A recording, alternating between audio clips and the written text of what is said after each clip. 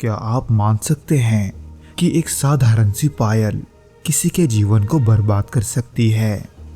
उस बरसात भरी रात में जब आरती को नदी किनारे वो पायल मिली, उसने हमारी जिंदगी हमेशा के लिए बदल कर रख दी।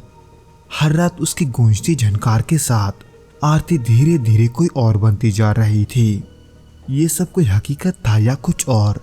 इस कहानी में जितने सवाल हैं उतने ही डरावने जवाब भी हैं।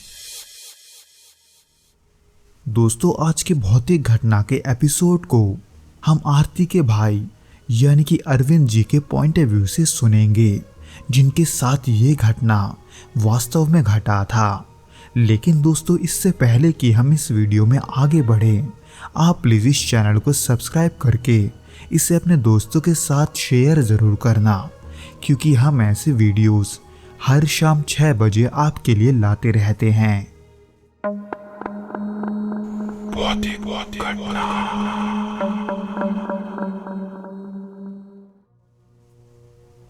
ये बात है 2001 की, जब मेरी उम्र कुछ ज़्यादा नहीं थी। हमारे छोटे से गांव चंद्रकोट, जो नदी के किनारे बसा हुआ था, वहाँ बारिश की पहली बूंदें पड़ी थी। उन दिनों नदी का पानी अपने सामान्य सीमा से थोड़ा बढ़ गया था। आसमान पर घने बादल छाए रहते और हर रात की ठंडी हवा के साथ मेंढकों की आवाज़ें और झिंगुरों का शोर एक अजीब सा माहौल बना देता था। इसी बीच एक दिन मेरी छोटी बहन आरती हमेशा की तरह लकड़ियाँ इकट्ठा करने नदी किनारे गई थी।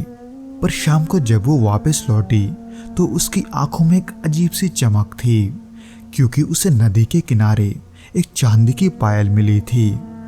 शुरुआत में ये सब बड़ा ही अच्छा लग रहा था।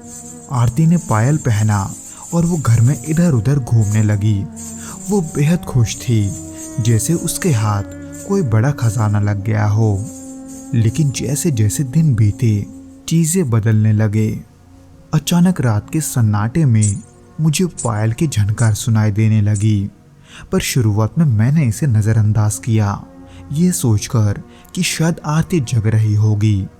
लेकिन एक रात जब उस पायल के झनकार ने मुझे सोने नहीं दिया, तो मैं थोड़ा गुस्से में आरती के पास गया। लेकिन वो तो माँ के पास गहरी नींद में सो रही थी। तो फिर आखिर ये आवाज किसकी थी? ये सवाल मेरे मन में एक अजीब सा डर पैदा कर गया।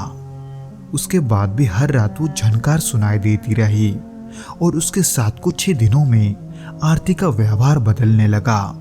वो पहले जैसी खुश नहीं थी, अक्सर चुपचाप उदास होकर बैठी रहती। जब मैंने उससे इसका कारण पूछा तो वो बस मुस्कुरा देती, लेकिन उसकी आंखों में एक अजीब सा डर दिखाई देता था। आरती के चेहरे से खुशी गायब थी और वो पायल अब उसे भारी लगने लगी थी। एक रात आधी नींद में अचानक से पायल की झनकार तेज हो गई। ऐसा लगा जैसे कोई हमारे घर के चारों ओर घूम रहा है। घबराकर मैं आरती के पास गया, पर वो अनजान सी गहरी नींद में सो रही थी। पर मैंने उसे फिर भी जगाया और उससे झनकार के बारे में पूछने लगा। पर जब मैं उससे ये सवाल पूछ रहा था, तब उसकी आंखों में एक अजीब सा डर था, जिसके साथ उसने धीमी आवाज में कहा कि उसे भी हर रात वो आवाज सुनाई देती है।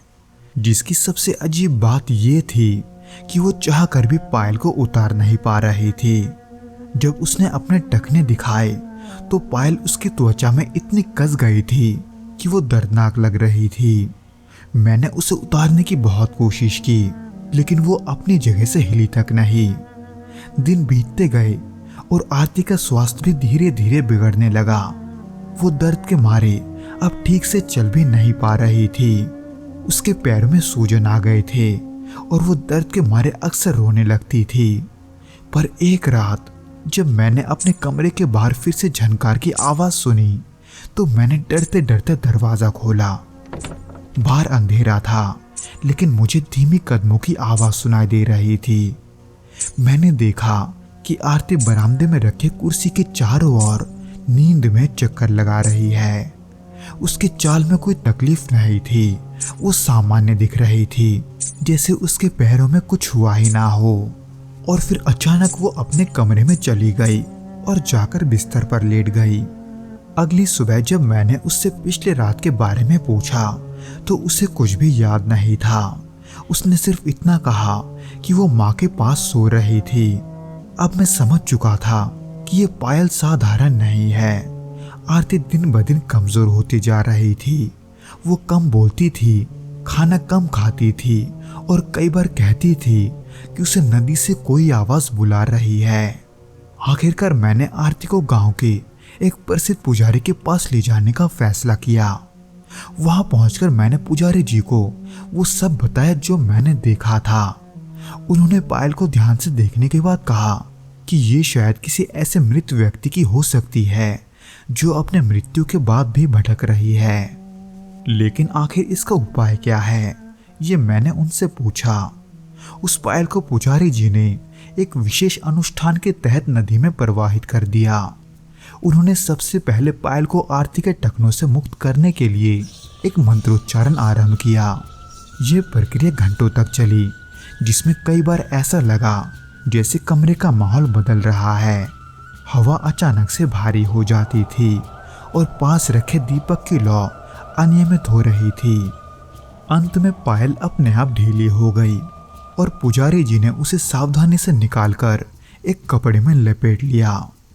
उन्होंने हमें चेतावनी दी कि इसे वापस नदी में लौटाना आवश्यक है ताकि वो आत्मा अपने स्थान पर वापस लौट सके। इसलिए हम सभी उनके निर्देश अनुसार नदी पर गए, जहां उन्होंने पायल को मंत्रों के साथ प्रवाहित कर दिया। जैसे ही पायल पानी में डूबा, वैसे ही आरती को ऐसा महसूस हुआ जैसे उस पर से कोई बोझ उतर गया हो। हालांकि आरती उस पायल को पहनने के बाद कभी सामान्य नहीं हो पाई। उसने नदी के पास जाना पूरी तरह से छोड़ दिया था। उसकी आंखों में एक अजीब सा खालीपन बस चुका था, जैसे उसकी आत्मा के कुछ हिस्से पीछे छूट गए हो। वो अक्सर चुपचाप अकेले बैठी रहती, कभी खिड़की के बाहर नदी के दिशा में ऐसे देखती जैसे वो किसी को वहां ढूंढ रही हो। उसकी वो मासूम हंसी जो कभी पूरे घर को खुशियों से भर देती थी, अब जैसे कहीं गुम हो गई थी। हालांकि वो पायल अब नहीं है, लेकिन उस श्रापित पायल ने हमारे जीवन पर एक गहरा असर छोड़ दिया।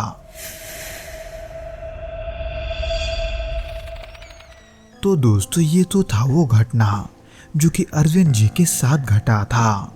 उम्मीद करता हूँ कि आपको ये पसंद आया होगा, और अगर आया हो तो प्लीज़ इस वीडियो को लाइक करके इसे अपने दोस्तों के साथ शेयर ज़रूर करना और हमें कमेंट करके ये ज़रूर बताना कि आपको ये वीडियो कैसा लगा।